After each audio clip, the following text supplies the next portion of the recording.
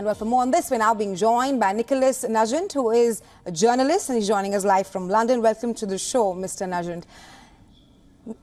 Now, good morning to you. Now, Rishi Sunak has conceded defeat and has congratulated Keir Starmer on the historic win, saying that there is much to learn and reflect on. According to you, what were some of the defining moments of this election, and were there any surprises or non-surprises?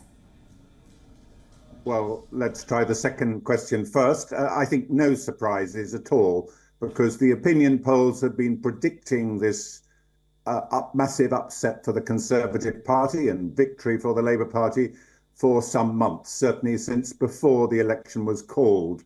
Perhaps the figures weren't quite accurate, but the fact is that Labour are heading for a landslide victory. Not quite the super majority that you would have in the Lok Sabha, but very close to it. So something like a two-thirds majority, giving them a very powerful mandate to rule. But as for the reasons or defining moments, I think it's collective. It's a weariness with 14 years of Conservative rule. And perhaps if you want to put your finger on one reason in particular, it's the economy. The economy is in a bad way. Public services are in a bad way.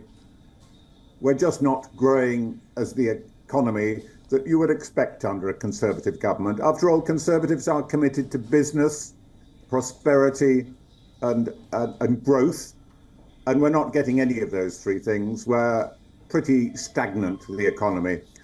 So that, I think, is number one reason for the Conservatives' defeat. But you could go on beyond that and find others, such as the immigration policy or the determination to cut down immigration, especially illegal immigration. That's just not worked. They've failed so far. Rishi Sunak has made a big point of stopping the boats, in other words, stopping illegal immigration, but he hasn't succeeded in doing that. So that's probably closely behind the economy as a reason for the failure. But you could just say, look back over your 14 years and you've had 5 Conservative rulers, 5 prime ministers, which is, well, it's a bit excessive, I think you have to agree, even if one of them only lasted 49 days. That's Liz Truss. So many reasons, but I don't think any surprises. We really were expecting a change of government, and we more or less knew what the size of the Labour Party majority would be. That's been predicted for some time. Right, Mr. Nugent, I was just coming to that the next Prime Minister of the UK will have a host of issues to deal with.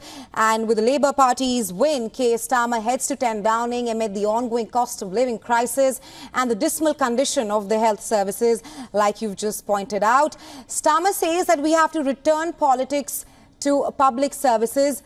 Well, the question being, what will be on top of Starmer's to-do list once he enters number 10? Well, quite a lot of things. I mean, you mentioned the health service, I mentioned immigration, but number one, as I said, is the economy. I think what we're all waiting to see is how he handles that with effectively a bankrupt government, because a lot of the campaign was the Conservatives accusing Keir Starmer's Labour Party of wanting to put up taxes. And of course, he denied that he had any intention of putting up the main taxes, the taxes that affect most people.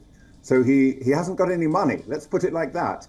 So he either has to cut something out in order to find the funds to restore the health service, which has very long waiting lists at the moment, or he has to find a clever way of taxing that doesn't affect most people. Because I mean, you've heard the word poverty used. A lot of people are living close to the breadline. Maybe it doesn't seem like that. We are a relatively prosperous country, but we also have a welfare state. And if people are falling below the breadline and having to be helped by the state in their daily living, then that's not a situation where you can increase taxes. So Keir Starmer has a very hard challenge to put things right. But, you know, he starts with an advantage that the public mood is behind him. we've seen that in the election. He has a lot of people who put their trust in him. And I might say a lot of people who instinctively support the Labour Party were not very impressed with Keir Starmer. He's slightly lacking in charisma and forthrightness.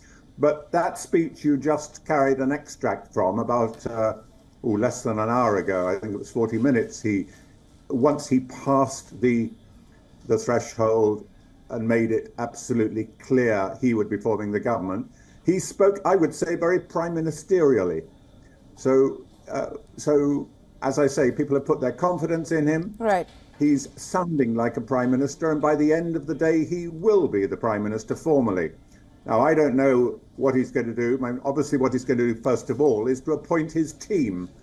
And we mainly know who the front runners will be, particularly his finance minister or Chancellor of the Exchequer, Rachel Reeves, who, again, has got a high public profile and been accepted well. But I don't know what's going to happen in the first few days. I only know that there is a new mood of hope that things will get better.